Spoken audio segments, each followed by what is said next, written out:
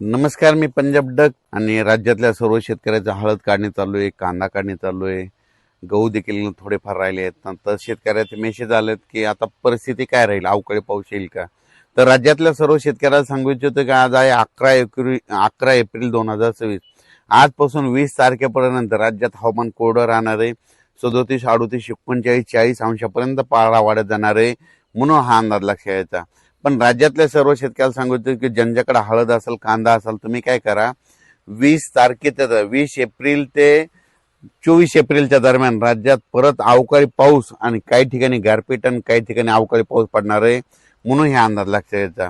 मग सांगायचं झालं तर सुरुवात कशी होणार आहे, तर 20 एप्रिलला काय होणार आहे, तसं तर 19 एप्रिलला म्हणजे साताऱ्यापासून कोल्हापूर, सातारा, राधानगरी, त्याच्यानंतर पुणे, महाबळेश्वर, इगतपुरी आणि नाशिक ह्या पट्ट्यामध्ये काय होणार आहे, 20 तारखेपासून 20, 21, 22, 23च्या दरम्यान म्हणजे त्या पट्ट्यामध्ये पाऊस येणार आहे. पुणेकरांना गारपीट पाहायला भेटणार आहे, परत पाऊस पाहायला भेटणार आहे, गारपीट पाहायला भेटणार आहे. मुंबईकरांना गारपीट पाहायला भेटणार आहे. कल्याण, मुंबई, डोंबिवली, ठाणे त्या भागात मुंबईच्या लोकांना देखील गारपीट देखील पाहायला भेटेल, पाऊस देखील अवकाळी पाहायला भेटेल, म्हणून हा अंदाज त्या शेतकऱ्यांनी लक्षात द्यायचा. मग त्याच्यानंतर राज्यातले पूर्व विदर्भ, पश्चिम विदर्भ आणि मराठवाड्यातल्या आणि उत्तर महाराष्ट्रातली काय परिस्थिती राहणार, तर पूर्व विदर्भातल्या शेतकऱ्याला सांगू इच्छितो की तुमच्याकडं 22, 23, 24च्या दरम्यान म्हणजे 22, 23, 24च्या दरम्यान 1-2 दिवस तुमच्याकडे देखील पाऊस येणार आहे.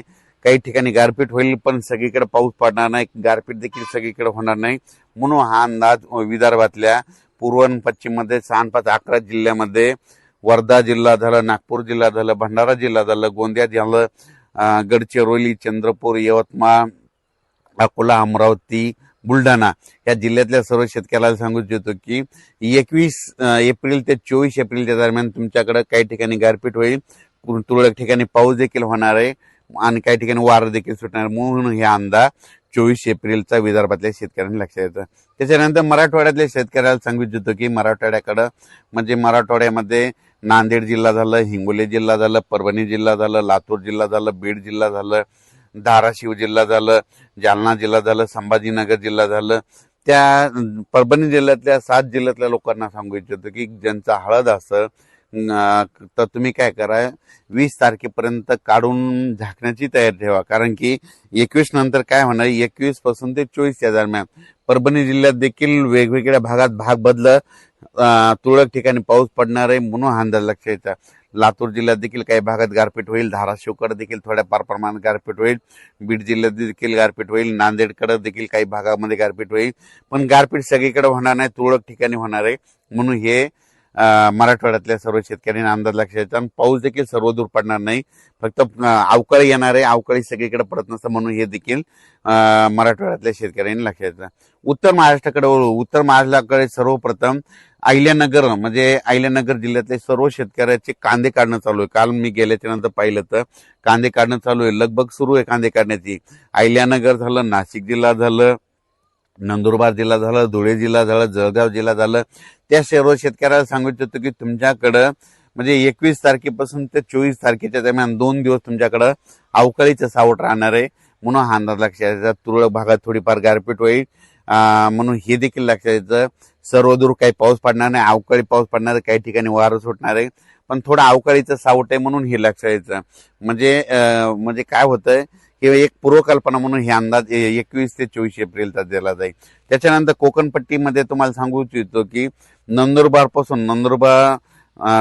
पासून मुंबई, कल्याण, ठाणे, मुरबाड, त्याच्यानंतर इगतपुरी, त्याच्यानंतर इकडं संगमनेर, जुन्नर, सिन्नर, आंबेगाव तालुका, त्याच्यानंतर पुणे जिल्हा, त्याच्यानंतर महाबळेश्वर, सातारा जिल्हा, कोल्हापूर जिल्हा, तसंच इकडं बेळगाव, कर्नाटक ह्या पट्ट्यातल्या कोकण पट्ट्याच्या शेतकऱ्याला सांगू इच्छितो की तुमच्याकडे मात्र 19 तारखेलाच वातावरणात बदल होणार आहे.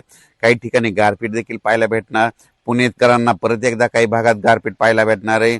मुंबईमध्ये ठाणे, कल्याण, इगतपुरी, इटलवाडी त्या परिसरात गारपीट पाहायला भेटणार आहे.